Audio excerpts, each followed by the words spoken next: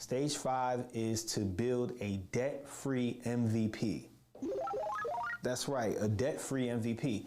What do I mean by that? So first off, an MVP stands for minimum viable product. It can also be referred to as a prototype.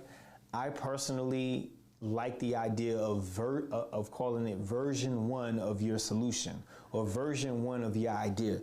And we call it version 1 or minimally viable because it doesn't have all of the bells and the whistles that you're thinking or that you would like.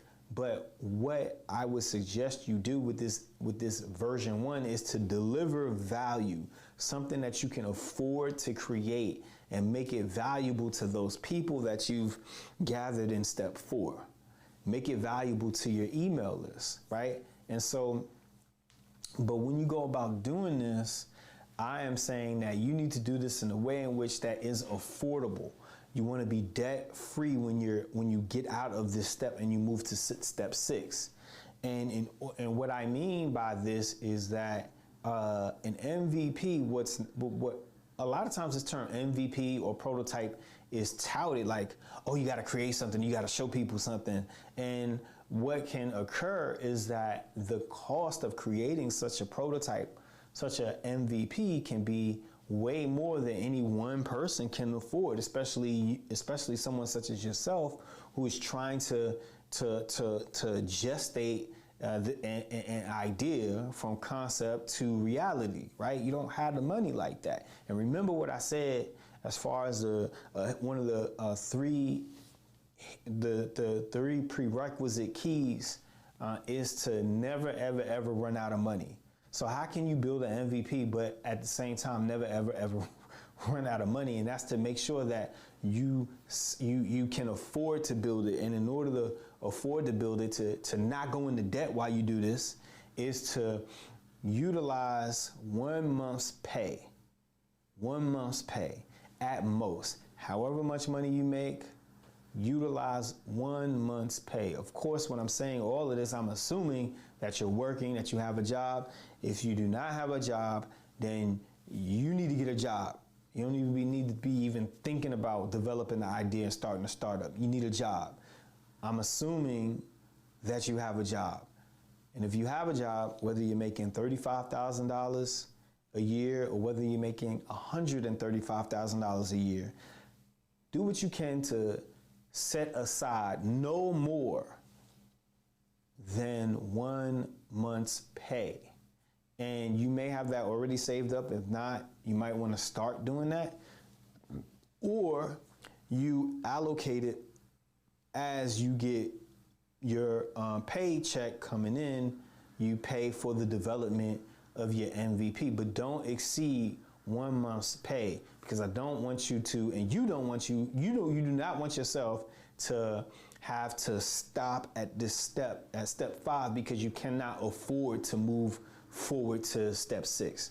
So the kinds of products that you can create at this point with your debt-free MVP is you can have artwork created, an ebook, a PDF, photography, a blog, a video, a podcast, or a web app. You can do any manner of things, right? But make sure that whatever it is that you're creating is something that the people that you've identified in step 4, building the email list, could use immediately. That is what you want to do. And when you do this, make sure that when you pay for these things, you can do it in a way in which, again, that fits into no more than 1 month's pay. Now, keep in mind, there are different ways in which to compensate people. So first, let me say this. You can compensate people through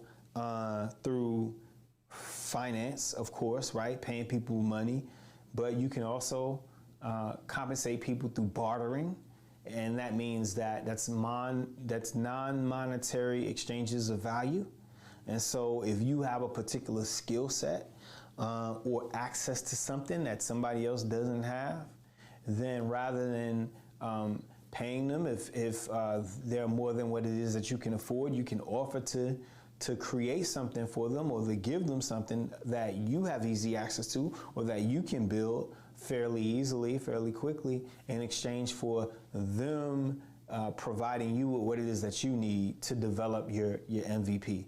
I've done that. I've built, because I have a background in programming, I've made web applications, little quick web applications, and so on and so forth, or done other things for people, where then I was able to receive domain names and other things of that nature because of that, because of bartering. And so I suggest that you do that. And then the other kind of way is to exchange values is honestly through association. And you will find that, particularly with many professionals that are developed in their careers, that they're not so much concerned about money so much as they are concerned about making an impact.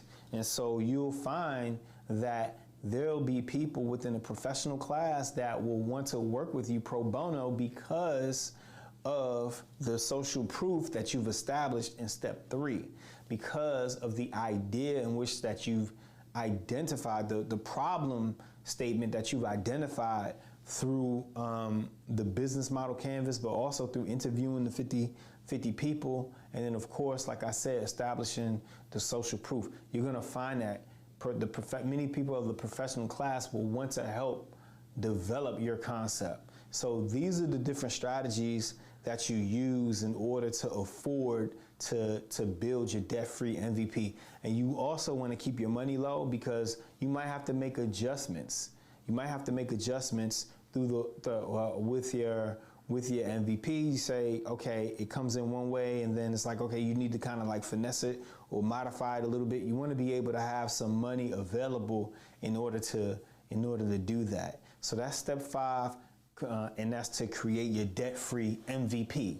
Now, once you have your debt-free MVP, this leads directly into step 6, which is budget. So when I'm talking about budget, what you want to do is take the expenses that you've accumulated from step 5, creating your debt-free MVP. Take those expenses, whether it's some like web hosting, or how much did a particular consultant cost, or person cost that you hired in order to help develop your concept, and then from there, I'm sorry, I forgot something from step 5. So step 5, as far as building an app is concerned, and I guess I kind of touched on it, but I want to make sure that we're clear, is that in order to, if your idea has to do with software, it has to do with an app, then you want to be very careful to not blow your money, not blow your budget, because developing apps can be very expensive. I suggest that you use a platform where you can do little to no actual coding. And that platform is called Bubble, BUBBLE.io. Bubble. It's software that allows you to build apps without code. And I suggest you use that even if you're a programmer, even if you're a developer. I've used that. I've used Bubble I used Bubble to create a chat bot for somebody. And they loved it so much that it fulfilled our contract, and they traded me a domain name, a domain name that was priced at about $2,000. They traded that to me for the chatbot that I built, and I used Bubble to build that chatbot. And it didn't take me too long. It took me maybe about 72 hours, nights and weekends, part-time, something like that. That's 9 days, right? If you did it full-time. So it's not very long that it took me, but I was able to save money at that point. And so I suggest using something like Bubble. And then also, when you're creating your web app or you're creating your app, just do what you can to stay away from any kind of actual native app, whether it's directly on, you download it from the Apple App Store or the Google App Store, whatever it's called. Stay away from making apps that you have to actually download from the app stores, because you have to think about it. In order to do that, you have to be able to, first of all, you got two different platforms which uses two different kinds of programming languages. And then you have two different approval processes that you have to maintain. You have two different visual experiences that you have to cater to, and you have an extremely small budget, and you have extremely small resources. You have extremely small team at this point in time, so you don't want to waste any kind of effort in areas that are going to blow your budget and blow your resources. So what I would suggest is to create a web app experience at this point, and not any kind of native app. A web app experience or website experience, if you need to create an app, and then just give people the domain name, and they can go there and then they can use your app through the web browser. So I would suggest that